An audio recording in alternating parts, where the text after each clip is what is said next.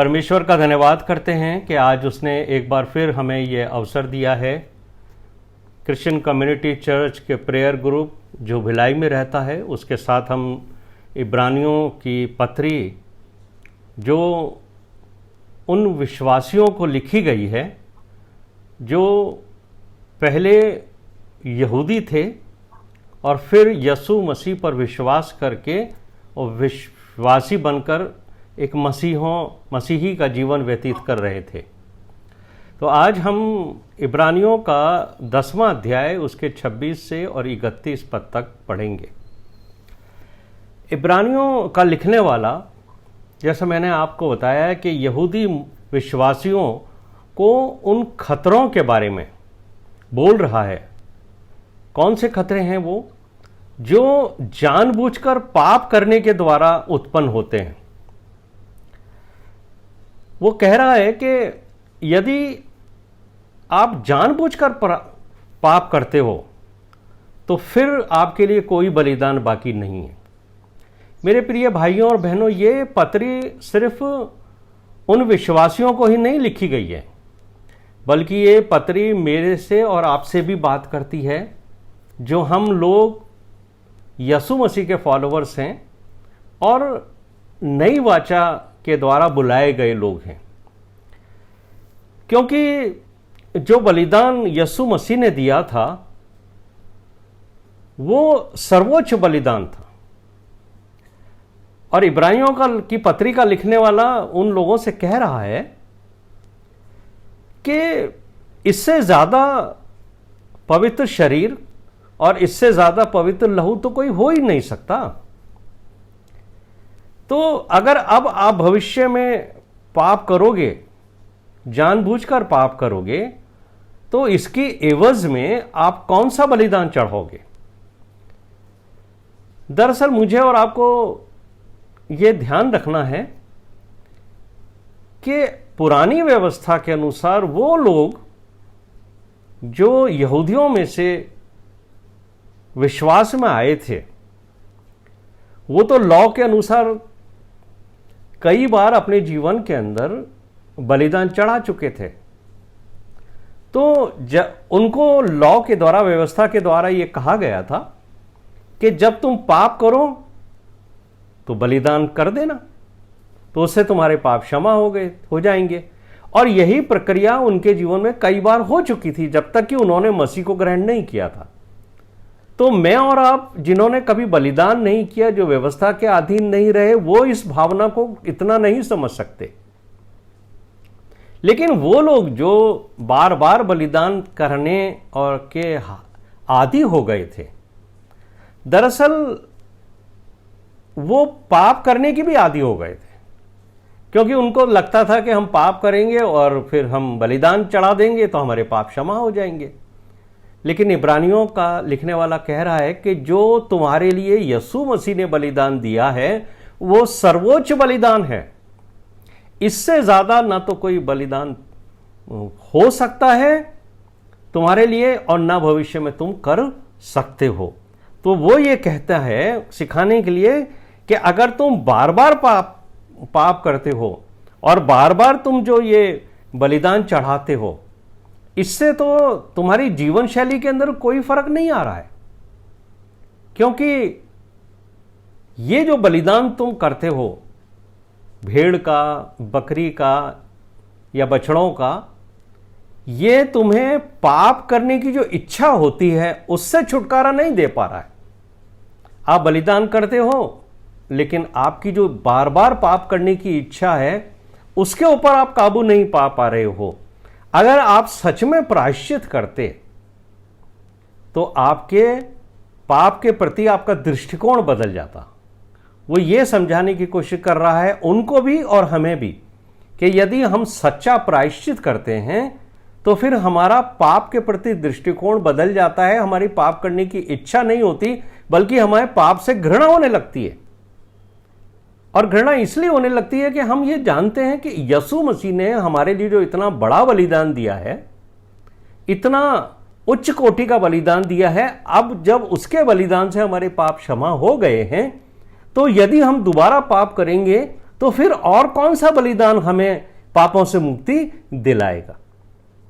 तो वो जो बात कह रहा है यहां पर कि जानबूझकर पाप करना, यहां मैं एक बात आपके साथ शेयर करना चाहता हूं कि every sin is a wilful sin. जो भी पाप मनुष्य करता है वो जानबूझकर ही करता है, क्योंकि जब मुझे और आपको मालूम है कि ये काम करना परमेश्वर के वचन के अनुसार पाप की श्रेणी में आता है, फिर भी हम करते हैं, तो ये जानबूझकर ही पाप करना ठहरता है। तो इब्रानियों की पत्री का लिखने वाला उन यहूदी विश्वासियों को जो सताव के कारण वापस लौट रहे थे, कुछ तो उनके ऊपर बहुत सताव था, दूसरा क्या था कि वो जब यीशु मसीह के पीछे चलने लगे तो उनको मालूम हुआ कि यीशु मसीह के पीछे चलना तो बड़ा कठिन काम है, क्योंकि पुरानी व्यवस्था और नई वाचा जो यीशु मसीह के पीछे चलने से हमें मिलती है, इसका जो स्टैंडर्ड है वो पुरानी व्यवस्था से बहुत हाई है। पुरानी व्यवस्था में तो वो उनको ये था कि पाप करो और बलिदान करो और पाप से मुक्ति करो, लेकिन यीशु मसीह के पीछे चलने वाले जो विश्वासी हैं उनको बार बार पाप करने की अनुमति नहीं है। उनके लिए तो एक बार पाप की क्षमा प्राप्त करने के बाद यीशु मसीह के पीछे पीछे एक पवित्र जीवन जीने की आज्ञा है। तो उनमें से बहुत सारे लोग इस जो नई वाचा का अनुसार उनको जो जीवन मिला था, जो उनको पवित्र बनाया गया था, उसमें चलना उनको बड़ा कठिन लग रहा था और इसकी आज्ञा का पालन करना उनको विचलित कर रहा था। इसलिए भी बहुत सारे लोग ये सोचने लगे कि भाई यीशु मसीह की आज्ञाओं के अनुसार चलना तो बहुत कठिन है, इसमें तो पाप करने की अनुमति नहीं है, इससे तो बेहतर यह था कि हम व्यवस्था के अनुसार ही चलते, कम से कम उसमें हम पाप तो कर लेते थे और पाप की क्षमा के लिए हम बलिदान कर लिया करते थे। तो ये कारण भी उनका वापस लौटने का था। इसलिए जो इब्रानियों का लिखने वाला है वो उनको जो बात कह रहा है वो ये कह रहा है 27वें पद के अंदर कि हाँ, दंड का एक भयानक बाढ़ जोना और आग का ज्वलन बाकी है जो विरोधियों को भस्म कर देगा। यानी वो उनसे कह रहा है कि जानबूझकर पाप करने की सजा का जो परिणाम है वो बड़ा भयंकर है। वो इस पद के द्वारा ये बात बता रहा है कि यदि तुम बार बार जानबूझकर पाप करते हो तो दंड पाने की राह पर तुम निकल पड़े हो। और ये बात विश्वासियों के ऊपर भी उतनी ही लागू होती है। ये मत सोचिए कि मेरे को और आपको जो हम व्यवस्था के अनुसार जीवन नहीं व्यतीत करते और मसीह के पीछे चलते हैं, उनके लिए तो और कठिन परिश्रम है। वो कह रहे हैं कि तुम अगर दोबारा पाप करते हो तो आप उस मार्ग पर चल गए हो जो मार्ग आपको दंड की आग के अंदर लेके जाने वाला है। और इसी बारे में यीशु मसीह ने कहा था कि चौड़ा है वो मार्ग जो मृत्यु की ओर लेकर जाता है।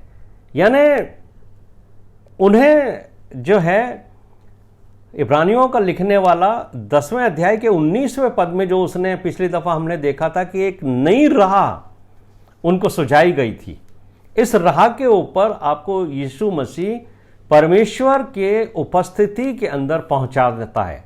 तो ये जो नई राह उनको दिखाई गई थी उसकी वो याद दिला रहा है कि मसीह के द्वारा बताए हुए मार्ग पर यदि तुम चलोगे तो समझो कि ये वो मार्ग है जो यीशु मसीह के पीछे चलते चलते आपको परमेश्वर की परम उपस्थिति के अंदर पहुंचा देता है। तो यीशु मसीह के पीछे चलना हमें परमेश्वर के सम्मुख पहुंचाता है। जैसे यीशु मसीह अपने पिता की इच्छा के अनुसार चलता था, वैसे ही हम जो मसीही विश्वासी हैं उनके लिए भी यही बात कही गई है। क्या बात कही गई है हमारे लिए? इब्रानियों का 12वां अध्याय और उसके दूसरे पद के अंदर पहले 2 पदों में जो बात कही गई है, हम विश्वासियों को एक आज्ञा दी गई है कि उद्धार के कर्ता और सिद्ध करने वाले यीशु को ताकते रहो। यह कंटिन्यूस प्रोसेस है, हमें इधर उधर नहीं देखना है। जब एक बार पापों की क्षमा मिल गई है उसके बाद जो है हमें मसीह के द्वारा बताए हुए मार्ग के अनुसार ही चलना है और ये उसके पीछे पीछे होगा।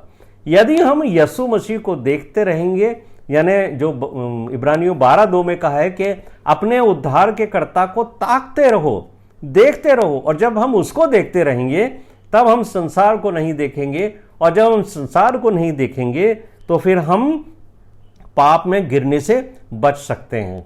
तो इब्रानियों की पत्री लिखने वाला कहता है कि यीशु मसीह के पीछे पीछे चलने की आज्ञा तुम्हें मिली है। वी मस्ट मूव फॉरवर्ड, हमें आगे की ओर बढ़ना है, और ये जो है वो हमें एक विश्वासी को पाप में गिरने से बचाता है। यदि हम आगे की ओर बढ़ना बंद कर देते हैं तो याद रखिए कि हम कितने भी अच्छे विश्वासी रहे हों, हमारा बैक स्लाइड, ये जो वर्ड इस्तेमाल किया गया है ना क्रिश्चियन समाज के अंदर, क्रिश्चियन व्यवस्था के अंदर जो है हम ये को बोलते हैं कि ये बैक स्लाइड हो गए। बैक स्लाइड क्या चीज़ है? जब हम आगे चलना बंद कर देते हैं तब हम पीछे की ओर गिरने लगते हैं। जैसे एक हवाई जहाज होता है, एरोप्लेन, जब तक उसका इंजन चलता रहता है वो आगे की ओर उड़ता चला जाता है, हजारों फीट वो ऊपर है लेकिन वो नीचे नहीं गिरता है बल्कि वो आगे की ओर बढ़ता है। लेकिन जैसे ही उसका इंजन बंद हो जाता है, चाहे वो कितनी भी ऊंचाई पर हो, वो तुरंत नीचे की ओर गिरना शुरू कर देता है। तो मेरे प्रिय भाइयों और बहनों, हम जो विश्वासी हैं, मसीही हैं, उन्हें ये बात का ध्यान रखना है कि जब हम यीशु मसीह की आज्ञा के अनुसार चलते जाएंगे तो हम आगे की ओर बढ़ते जाएंगे। जिस बात के लिए इब्रानियों की पत्री का लिखने वाला कहता है कि आओ हम सिद्धता की ओर बढ़ें, तो ये सिद्धता की ओर बढ़ना हमें फॉरवर्ड लेके जाता है, आगे की ओर बढ़ाता है। लेकिन जैसे ही हम रुक जाते हैं, हमारी ग्रोथ बंद हो जाती है, तब हम पीछे की ओर गिरने लगते हैं। इसी को बैक स्लाइड होना कहते हैं। तो इसलिए विश्वासियों को इस बात का ध्यान रखना चाहिए, हम जो मसीह हैं, कि सत्य की पहचान, जो वो ये कह रहा है कि सत्य की पहचान करने के बाद भी यदि हम जानबूझकर पाप कर रहे हैं तो ये सत्य कौन है? सत्य यीशु मसीह है। और क्या कहा था यीशु मसीह ने? तुम सत्य को जानोगे और सत्य तुम्हें आजाद करेगा। सत्य यीशु मसीह है और मुझे और आपको पापों से छुटकारा यानी कि पापों से आजाद करना भी यीशु मसीह के द्वारा ही हमें मिला है।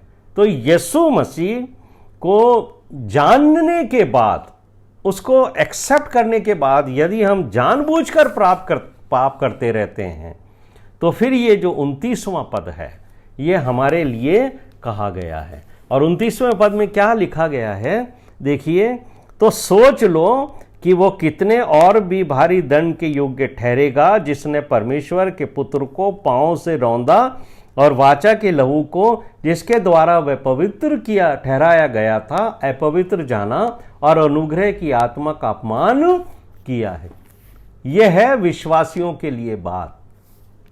यह बात उन लोगों के लिए भी है जो यहूदियों में से यीशु मसीह के पीछे आए थे, लेकिन ये हम विश्वासियों के लिए बहुत ज़्यादा है। हमें बहुत ध्यान से इसको समझना चाहिए कि यदि हम ये काम करेंगे कि यीशु मसीह के क्रूस के बलिदान और अपने उद्धार को हम रिजेक्ट करना शुरू करेंगे तो उसके उस महान कार्य को जो उसने हमारे पापों की क्षमा के लिए किया है, हम उसको रिजेक्ट करते हैं। और जब हम उसे रिजेक्ट करते हैं तो हम यीशु मसीह को पाँव के नीचे रौंदते हैं, यानी यीशु मसीह से हमने पापों की क्षमा प्राप्त कर ली। उसके बाद जब हम दोबारा पाप करते हैं तो हम उसको रिजेक्ट करते हैं, उसके उस बलिदान को रिजेक्ट करते हैं, उसके लहू को रिजेक्ट करते हैं। हम यीशु मसीह को अपने पाँव के तले रौंदते हैं और अनुग्रह की जो आत्मा है ना, हम उसका अपमान करते हैं, क्योंकि जैसे ही हमारे पाप क्षमा होते हैं हम अनुग्रह के अधीन आ जाते हैं। पौलुस ने यही तो बात कही थी कि तुम व्यवस्था के अधीन नहीं बल्कि तुम अनुग्रह के अधीन हो। तो मेरे प्रिय भाइयों और बहनों, मुझे और आपको इस बात का ध्यान रखना है कि हम जो हैं वो जो मसीही हैं, यीशु मसीह के पीछे चल रहे हैं, हम अनुग्रह के अधीन हैं, हम व्यवस्था के अधीन नहीं हैं। तो यहाँ पर मुझे और आपको एक बात का ध्यान रखना है कि न्यू टेस्टमेंट के विश्वासियों के लिए न्याय ज़्यादा कठोर है। याद रखिए मेरे प्रिय भाइयों और बहनों, मेरे और आपके लिए जो न्याय है वो बहुत ज़्यादा कठोर है, क्योंकि हम अनुग्रह के अनुसार बुलाए गए हैं और अनुग्रह की अधीनता में हमें जीवन व्यतीत करना है। मैंने ऐसा क्यों कहा कि जो विश्वासी हैं, मसीही हैं, उनका न्याय ज़्यादा कठोर होगा? कुछ बातें हैं जो आप ध्यान से सुनिए। पहली बात यह है कि जब आपको यह महसूस हो कि आपने पाप किया है और आप उस पाप की गिल्ट में जीने लगते हो और आपको कोई रास्ता नहीं दिखाई देता कि कैसे आप इस पाप से छुटकारा प्राप्त करो, तब आपके मन में इच्छा होती है कि मैं यीशु मसीह के पास जाऊं, उससे विनती करूं कि हे प्रभु यीशु मसीह, तेरे पवित्र लहू से मेरे पापों को क्षमा तू दे दे और मुझे पवित्र कर दे।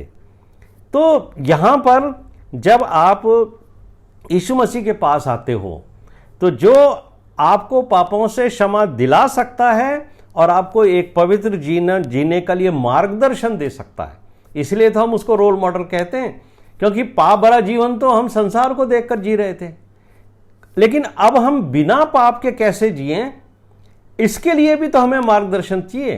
तो यीशु मसीह ने इसीलिए कहा था फॉलो मी। तो अब जब हम यीशु मसीह को फॉलो करेंगे तो वो हमारे लिए एक रोल मॉडल होगा, और जब हम उसको पीछे पीछे चलेंगे तो हम पाप करने से बचे रहेंगे। जैसे वो पाप करने से बचा रहता था, पाप के ऊपर विजय प्राप्त करता था, वैसे ही मैं और आप भी, क्योंकि वो हमारा रोल मॉडल है, हम भी पाप करने से बचे रहेंगे। आप ये भी जानते थे जब आप पापी थे कि यदि मेरे पाप क्षमा हो सकते हैं तो यीशु मसीह के लहू से ही क्षमा हो सकते हैं। इसीलिए तो आपने पापों की क्षमा के लिए लहू, यीशु मसीह के लहू को क्लेम किया था। और जब आप यीशु मसीह के लहू को क्लेम करते हो तो पहला यूहन्ना पहला अध्याय उसके 9वें पद को क्लेम करते हो। देखिए यहां पर क्या लिखा है, पहला यूहन्ना 1 जॉन चैप्टर 1 वर्स 9। यहां लिखा है, यदि हम अपने पापों को मान लें तो वो हमारे पापों की क्षमा करने और हमें सब अधर्म से शुद्ध करने में विश्वास योग्य और धर्मी है। यानी यदि हम अपने पापों को मान लें, हम पहले अपने आप को पापी माने, उसके बाद हम यीशु मसीह के पास जाएं, उसके लहू को क्लेम करें, तो वो हमारे पापों को क्षमा करने और हमें धर्मी ठहराने के लिए वो एक मसीह का जो लहू है वो हमारे को धर्मी भी ठहरा देता है। और जब आपके पाप क्षमा हो जाते हैं तो आप परमेश्वर की दृष्टि में एक पवित्र जन ठहरते हो।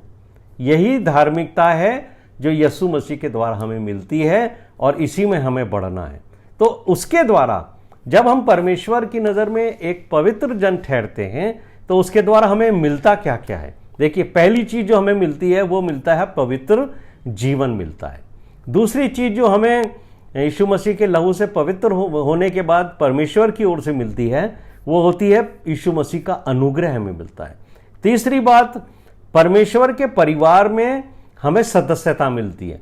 यीशु मसीह ने कहा था ना कि मैं जाता हूं तुम्हारे लिए जगह तैयार करता हूं। तो यहां तक प्रभु यीशु मसीह हमें लेके जाएंगे, लेकिन उसके पहले मुझे और आपको यीशु मसीह ने कहा था कि जैसे मैं पिता से प्रार्थना करता हूं हे मेरे पिता, वैसे ही तुम भी ऐसी प्रार्थना करना हे मेरे पिता। तो यानी जब हम परमेश्वर को पिता कह सकते हैं जब हम उसके परिवार के सदस्य होंगे। ये जो संबोधन है इस परमेश्वर को पिता कहने का, ये पुराने नियम के लोगों को नहीं मिला हुआ था। पुरानी व्यवस्था में परमेश्वर उनका स्वामी था और वो उसकी प्रजा थे, लेकिन नई वाचा में यीशु मसीह के द्वारा मुझे और आपको पापों की क्षमा प्राप्त करने के बाद जब पवित्रता में हम जीवन जीते हैं तो परमेश्वर के परिवार के सदस्य बनने का हमें सौभाग्य मिलता है। और चौथी बात, हमें उस पवित्र जीवन के द्वारा उद्धार प्राप्त होता है, और उद्धार प्राप्त होता है जिसके द्वारा हम हमारा जो नाम है वो परमेश्वर जीवन की पुस्तक में लिखते हैं। तो जीवन की पुस्तक में आपका और मेरा नाम कब लिखा जाता है? जब हमें पापों की क्षमा प्राप्त हो जाती है। जैसे ही हमें पापों की क्षमा प्राप्त होती है वैसे ही परमेश्वर हमारा नाम भी जीवन की पुस्तक में लिख देते हैं। और साथ ही ये जो बिलीवर्स हैं, हम जो बिलीवर्स हैं, इसीलिए मैं हमेशा इस बात के ऊपर गौर करता हूं कि हमें ना तो अपने पुराने पापों को स्मरण करना है, न उसकी गिल्ट में जीना है कि हमने कभी ऐसे ऐसे पाप किए थे, बल्कि आपको बार बार रिपेंटेंस की जरूरत भी नहीं है। आपको बार बार जो है प्रायश्चित करने की आवश्यकता नहीं है, क्योंकि आपके पाप क्षमा हो गए हैं।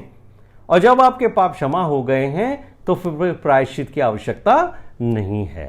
तो आपको इस बात को समझना होगा कि आपके जो पाप क्षमा हो गए हैं तो उससे आपको कितनी आशीषें मिल गई हैं। ये 5 बातें मैंने आपको बताई कि हमें पवित्र जीवन मिलता है, हमें यीशु मसीह का अनुग्रह मिलता है, हमें परमेश्वर के परिवार की सदस्य मिलती है, हमें उद्धार मिलता है और हमारा नाम जीवन की पुस्तक में लिखा जाता है। लेकिन ध्यान रहे, मुझे और आपको इस बात का ध्यान रखना है, बी अवेयर जो वर्ड है, हमें इस बात का ध्यान रखना है कि हम अपने पापों की क्षमा प्राप्त करने के बाद हमें कैसा जीवन बिताना है।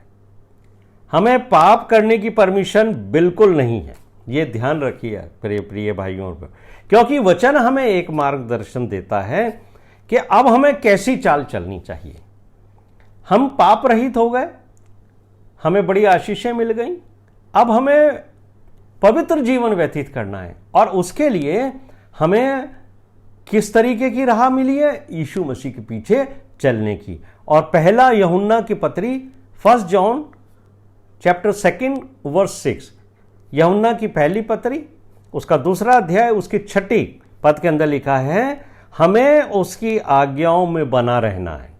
और उसके लिए हमें कैसे उसकी आज्ञाओं में बना रहना है? यहां पर लिखा है, हमें चाहिए कि हम भी वैसा ही चलें जैसा वो चलता था।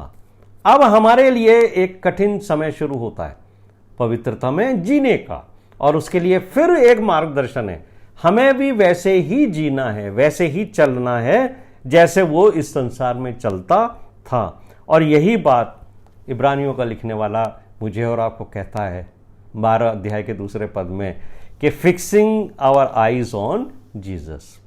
तो मेरे प्रिय भाइयों और बहनों, इब्रानियों का 10वां अध्याय उसके 26वें पद में इब्रानियों की पत्री का लिखने वाला कहता है कि सच्चाई की पहचान प्राप्त करने के बाद हम पाप नहीं करते, हमें पाप करने की इच्छा नहीं होती, बल्कि हम यीशु मसीह के अनुग्रह में चलते जाते हैं। पवित्र आत्मा की अगुवाई में हम हर परीक्षा यानी हम हर टेम्पटेशन के ऊपर विजय प्राप्त करते हैं। आपके ऊपर टेम्पटेशंस आएंगे, लेकिन यदि आप टेम्पटेशंस में नहीं गिरते हैं तो आप पाप में नहीं गिरते हैं। यदि आप टेम्पटेशन में नहीं फंसते हो तो शैतान आपको पाप में नहीं गिरा सकता है। तो आपको टेम्पटेशंस के ऊपर विजय प्राप्त करनी है तो पापों के ऊपर ऑटोमेटिकली विजय प्राप्त होगी। जब आपकी परीक्षा होती है आप ना करिए, नहीं, परमेश्वर के वचन में यह लिखा है, मैं शैतान मैं तेरे लुभावनी बातों में नहीं आऊंगा। तो ये जो लोग हैं जो परीक्षा में के ऊपर विजय प्राप्त करते हैं, उनको परमेश्वर एक ग्रुप के अंदर की सदस्यता देता है। और वो ग्रुप कौन सा है? जिसके लिए प्रकाशित वाक्य में बार बार लिखा है कि जो जय पाए हुए हैं, जो जय पाए हुए हैं। ये जो जय पाया शब्द है ये उन पवित्र लोगों के लिए लिखा गया है जिन्होंने पाप के ऊपर विजय प्राप्त की, जिन्होंने परीक्षाओं के ऊपर विजय प्राप्त करी। यीशु मसीह ने भी पाप के ऊपर विजय प्राप्त की, वो किसी परीक्षा के अंदर नहीं गिरा। तो जब मैं और आप अपने पापों की क्षमा जो यीशु मसीह के लहू में हमें मिली है, उसके बाद हम किसी भी परीक्षा में नहीं गिरेंगे, बल्कि हम विजय प्राप्त करेंगे पापों पर। तब हमें परमेश्वर एक ग्रुप की सदस्यता देते हैं, जो ग्रुप कहलाता है जय पाया हुआ। और इन लोगों को, इनके लिए एक विशेष तरीके का की पोशाक है, इनके लिए एक विशेष तरह का वस्त्र है। उसके बारे के अंदर आपको मिलेगा प्रकाशित वाक्य 3 अध्याय उसके 5वें पद के अंदर। प्रकाशित वाक्य 3 अध्याय 5वां पद हमें 2 बातें बताता है। जो जय पाएगा उसे श्वेत वस्त्र पहनाया जाएगा। ये जो बार बार आप ये विचार करते हो कि हमें श्वेत वस्त्र पहनाया जाएगा, हमें श्वेत वस्त्र पहनाया जाएगा, ये श्वेत वस्त्र उनको पहनाया जाएगा जो पापों के ऊपर विजय प्राप्त करेंगे, दूसरी बात ही लिखी है, और जीवन की पुस्तक से उसका नाम परमेश्वर कभी नहीं काटेंगे। क्यों नहीं काटेंगे? क्योंकि जैसे यीशु मसीह ने जय प्राप्त करी है, इन लोगों ने भी पाप के ऊपर जय प्राप्त की है। तो मुझे और आपको एक श्वेत वस्त्र पहनाया जाएगा यदि हम जय पाएंगे पापों पे, और फिर यीशु मसीह के द्वारा पापों की क्षमा प्राप्त करने के बाद उसके पीछे चलते चलते जब हम परमेश्वर के सिंहासन के सामने पहुंचेंगे और जब अंतिम न्याय होगा, हमारा नाम जीवन की पुस्तक में लिखा मिलेगा। जीवन की पुस्तक में हर व्यक्ति का नाम लिखा जाता है जब आपको पापों की क्षमा प्राप्त हो जाती है। लेकिन यदि उसके बाद हम पाप करते हैं तो फिर जीवन की पुस्तक से हमारा नाम काट दिया जा सकता है। तो इस संसार में रहते हुए मुझे और आपको ये ध्यान रखना है कि जब हम पापों पर विजय प्राप्त करते हैं तो यीशु मसीह के द्वारा हम संसार की ज्योति के रूप में कार्य करते हैं, यानी हम वहां पहुंचे स्वर्ग में। उसके पहले आपको यहां पर एक पवित्र जीवन जीना है, वैसा जीवन जैसा यीशु मसीह ने जिया है। मेरा और आपका उद्देश्य कभी ये नहीं होना चाहिए कि हम इसलिए विश्वासी हैं, हम इसलिए विश्वास में आए हैं कि हमारे को परमेश्वर के यहाँ स्वर्ग के अंदर स्थान मिले।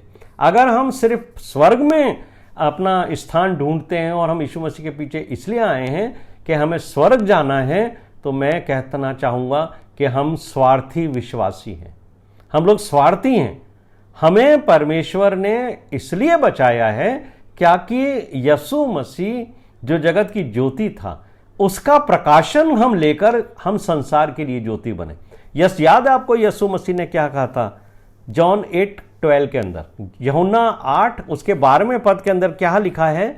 यीशु मसीह ने कहा था, जगत की ज्योति मैं हूं, जो मेरे पीछे हो लेगा वो अंधकार में यानी पाप में नहीं चलेगा। और फिर जब यीशु मसीह इस संसार से गए, उसके पहले ही यीशु मसीह हमें एक ऑथोरिटी देकर गए। मत्ती 5वां अध्याय उसके 14वें पद में क्या लिखा है? यीशु मसीह ने कहा था तुम जगत की ज्योति हो। तो कहा था, क्या कहा था यीशु मसीह ने? तुम जगत की ज्योति हो। मैं और आप क्या हुए? जगत की ज्योति है। और यीशु मसीह ने क्या कहा कि जो नगर पहाड़ पर बसा हुआ वो छिप नहीं सकता। तो यदि हम पापों और परीक्षाओं के ऊपर विजय प्राप्त कर लेंगे तो हम जगत के अंदर एक ज्योति ठहरेंगे और परमेश्वर हमें लोगों को सही मार्ग दिखाने के लिए एक ज्योति के रूप में इस्तेमाल करेगा। तो जब हम दूसरों को एक सही मार्गदर्शन देंगे और उनको अपने जीवन के द्वारा परमेश्वर के पास लेके आएंगे, तब हम ज्योति की संतान ठहरेंगे। और जो बात यीशु मसीह ने मेरे और आपके लिए कही है कि तुम जगत की ज्योति हो, उस काम को भी हम पूरा करेंगे। तो मुझको और आपको ये समझना चाहिए कि यीशु मसीह हमें एक पाप भरे जीवन से निकालकर संसार की ज्योति बना देता है। तो ये कितना बड़ा प्रिविलेज है कि हम दूसरों के लिए प्रकाश दें, दूसरों को एक मार्गदर्शन दें और हम यीशु मसीह के पास लेकर के आएं। इसलिए जो इब्रानियों का जो लिखने वाला है वो हमें वार्न करता है। हमारे ऊपर एक वार्निंग है बहुत जबरदस्त। क्या है? 10वें अध्याय का 26वां पद। इसे फिर पढ़ लीजिए, बार बार मैं आपको इसको पढ़ाना चाहता हूं।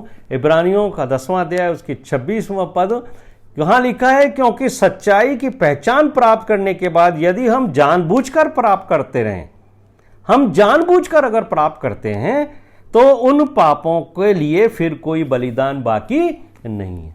ये एक बड़ी जबरदस्त वार्निंग है। किनको? हम सब मसीहों को, कि एक बार जब तुम्हारे पाप क्षमा हो गए और तुम्हें यह मालूम हो गया कि तुम्हारे को एक नया जीवन मिल गया है, तुम बॉर्न अगेन हो गए हो, उसके बाद तुम पाप कैसे कर सकते हो?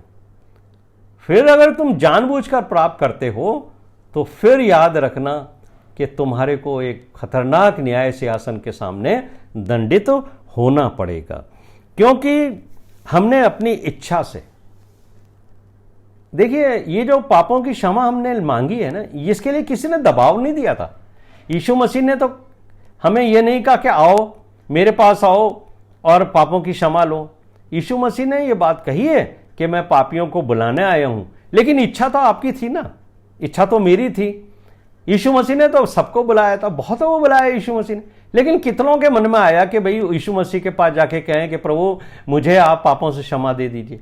तो जब मैं और आप यीशु मसीह के पास अपनी इच्छा से जाकर अपने पापों की क्षमा के लिए उसके लहू को मांग लेते हैं, तो ये हमारी इच्छा हुई ना। तो उसके बाद जब हमें पापों की क्षमा मिल गई और हम एक विश्वासी बन गए, अगर फिर हम पाप भरा जीवन जीने लगते हैं, तो फिर उसके लिए फिर कौन सा बलिदान होगा? क्योंकि जो सर्वोच्च बलिदान है वो तो यीशु मसीह का ही है। क्योंकि मुझे और आपको पापों की क्षमा कहां से मिली? यीशु मसीह के लहू से मिली। यानी यीशु मसीह का लहू ही हमें सब पापों से छुड़ाता है। फिर जब हम दोबारा पाप करेंगे तो फिर और कौन सा उससे भी ऊंचाई पाप हमारे को बलिदान चाहिए ना। यीशु मसीह से हाईएस्ट तो कोई बलिदान है ही नहीं, तो फिर हमारे पाप क्षमा कैसे होंगे? ये बात मुझे और आपको बहुत ध्यान रखनी है कि यीशु मसीह से बड़ा बलिदान कोई हो नहीं सकता। इसलिए अगर हम एक बार यीशु मसीह से हमारे पापों के लिए उसके लहू को इस्तेमाल करते हैं, उस बलिदान को मांगते हैं जिसके द्वारा हमारे पाप क्षमा हो गए, तो हमें ध्यान रखना है कि अगर अब हम पाप करेंगे तो फिर कोई बलिदान हमारे लिए बाकी नहीं है। लेकिन 27वां पद हर मसीही को ध्यान रखना चाहिए, जहां पर लिखा है कि ऐसे मसीही जो पापों की क्षमा प्राप्त करने के बाद भी पाप करते हैं, उनके लिए दंड का एक भयानक दिन है जिसमें सिर्फ आग का जलन है। यही हमें रिवार्ड मिलेगा कि वहां फिर हमें न्याय सिंहासन के सामने कहा जाएगा कि पापों की क्षमा मिलने के बाद भी तुमने पाप किए, इसलिए स्वर्ग में तुम्हारे लिए अब कोई स्थान नहीं। मेरे प्रिय भाइयों और बहनों, ऐसे लोग जो सो कॉल्ड क्रिश्चियंस कहलाते हैं, यदि वो पाप करते हैं तो याद रखिए, मैं बार बार इन्हीं पदों को दोहरा रहा हूं, यदि वो पाप करते हैं तो वो क्या करते हैं? यीशु मसीह को अपने पांव से रौंदते हैं। न्यू कवनेंट, नई वाचा के जो लहू है जिसके द्वारा हम पवित्र ठहराए गए हैं, उस लहू को हम अपवित्र जानते हैं। जो स्पिरिट ऑफ ग्रेस है जो आपको मिली है उसको हम तुच्छ जानते हैं, और यीशु मसीह के जो क्रूस का बलिदान है उसको हम रिजेक्ट करते हैं, इसलिए हम दोबारा पाप करते हैं। तो ऐसे लोगों के लिए लिखा गया है इब्रानियों का 10वां अध्याय उसका 31वां पद, जो पूरी नए नियम के अंदर सबसे खतरनाक और डराने वाली पद है। इस पद को पढ़ लीजिए, ये मेरे और आपके लिए लिखा गया है। इब्रानियों का 10वां अध्याय उसका 31वां पद, यहां लिखा है, जीवित परमेश्वर के हाथों में पड़ना भयानक बात है। यदि पापों की क्षमा प्राप्त करने के बाद हम यीशु मसीह के लहू को तुच्छ जानते हैं, उसके बलिदान को रिजेक्ट करते हैं, उसके शरीर को पांव तले रौंदते हैं, तो याद रखिए कि ये बात जीवित परमेश्वर कभी स्वीकार नहीं करेगा। और वचन का लिखने वाला कहता है कि उसके हाथों में पड़ना भयानक बात है। ये फियरफुल है, इसलिए क्योंकि एक दिन हमें परमेश्वर के न्याय सिंहासन के सामने खड़ा होना पड़ेगा। और व्यवस्था विवरण 18वां अध्याय 18 और 19 पद, दरअसल व्यवस्था के अनुसार मूसा के द्वारा परमेश्वर ने कहा था ये बात कि मैं अपने लोगों को छुड़ाने के लिए उन्हीं के बीच में से, देखिए व्यवस्था विवरण 18 अध्याय उसका 18वां पद मैं आपके लिए पढ़ता हूं, सुनिए कि ये व्यवस्था जो यीशु मसीह के संसार में आने के लिए थी, ये परमेश्वर ने उसी दिन कह दी थी कि मैं तुम्हारे लिए एक उद्धारकर्ता भेजूंगा, लेकिन जो बातें वो बोलेगा वो अपनी तरफ से नहीं बोलेगा, वो मेरी ओर से बोलेगा, और अगर तुम उसको नहीं मानोगे तो मैं उसका हिसाब लूंगा। 18 अध्याय उसका 18वां पद, डिट्रोनॉमी 18:18 पढ़िए। मैं उनके लिए उनके भाइयों के बीच में से, ये परमेश्वर मूसा से कह रहे हैं, तेरे समान एक नबी को उत्पन्न करूंगा और अपना वचन उसके मुंह में डालूंगा, और जिस जिस बात की मैं उसे आज्ञा दूंगा वही वो उनसे कह सुनाएगा। तो यहां पर आपको जो यीशु मसीह ने बात कही थी वो भी मैं आपको पढ़ के सुनाता हूं। यूहन्ना का 14वां अध्याय और उसके 24वें पद के अंदर क्या बात लिखी है। यूहन्ना 14:24 में यीशु मसीह क्या कहते हैं यीशु मसीह कहते हैं कि जो वचन तुम सुनते हो वो मेरा नहीं वरन पिता का है जिसने मुझे भेजा है। यीशु मसीह ने साफ कहा है कि जो वचन तुम मेरे द्वारा सुन रहे हो वो मेरा नहीं है बल्कि ये मेरे पिता का है जिसने मुझे भेजा है। यूहन्ना 12वां अध्याय उसका 49 पद देखिए। यहां पर भी यीशु मसीह ने कहा है, क्योंकि मैं अपनी ओर से बातें नहीं कहता परंतु पिता जिसने मुझे भेजा है उसी ने मुझे आज्ञा दी कि क्या कहूं और क्या क्या बोलूं। यीशु मसीह ने जो जो वचन दिया है उसके बारे में यीशु मसीह ने कहा है, मैं अपनी ओर से कुछ नहीं कहता बल्कि जो आज्ञा परमेश्वर पिता ने मुझे दी है मैं सिर्फ वही बातें तुमसे कहता हूं। इसलिए व्यवस्था विवरण 18वां अध्याय के 19वें पद के अंदर लिखा है कि जो मनुष्य मेरे वो वचन जो वो मेरे नाम से कहेगा ग्रहण ना करेगा मैं उसका हिसाब उससे लूंगा। ये स्पष्ट आयत है न सिर्फ इस्राएलियों के लिए यहूदियों के लिए बल्कि मसीहों के लिए भी कि जो बातें परमेश्वर ने उद्धारकर्ता यीशु मसीह के मुंह से हम तक कही हैं यदि हम उनको ग्रहण नहीं करेंगे तो याद रखिए कि इन बातों का हिसाब हमारा परमेश्वर हमसे लेगा। इब्रानियों का 10वां अध्याय उसके 30वें पद में इब्रानियों का लिखने वाला कहता है कि प्रभु अपने लोगों का न्याय करेगा। इस्राएलियों का भी न्याय होगा और मसीहों का भी न्याय होगा। इस्राएली वो जिन्होंने यीशु मसीह को ग्रहण नहीं किया उनका न्याय व्यवस्था के अनुसार होगा और व्यवस्था के अनुसार एक भी पाप करने वाला दंड से नहीं बच सकता। और मसीहों का न्याय जो है वो अनुग्रह के अधीनता में आने वालों के लिए होगा और वहां पर यीशु मसीह का लहू मुझे और आपको हर पापों से क्षमा दिलाकर एक पवित्र जीवन के लिए बुलाहट देता है।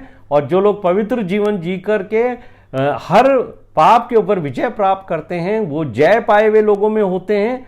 उनको जो है वो श्वेत वस्त्र दिया जाएगा, उनका नाम जीवन की पुस्तक में लिखा जाएगा।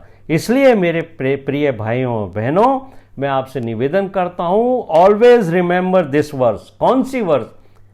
इब्रानियों 10वां अध्याय उसका 31वां पद, और जहां लिखा हुआ है जीवित परमेश्वर के हाथों में पड़ना भयानक बात है। और ये इसलिए है कि एक बार जब आपको और मुझे पापों की क्षमा मिल गई तब हमारे दिल में कभी पाप करने की इच्छा ही पैदा नहीं होनी चाहिए, बल्कि हमें यीशु मसीह को देखते देखते अपने जीवन के दिन बसर करने हैं। जैसे यीशु मसीह ने पापों के ऊपर विजय प्राप्त करी वैसे ही मुझे और आपको भी जय के उत्सव में उसके साथ चलना है। जय का उत्सव कौन है? ये उन लोगों का उत्सव है जो अपने इस पूरे जीवन में पापों की क्षमा मिलने के बाद बगैर किसी पाप को किए हुए परमेश्वर के सम्मुख पहुंच गए।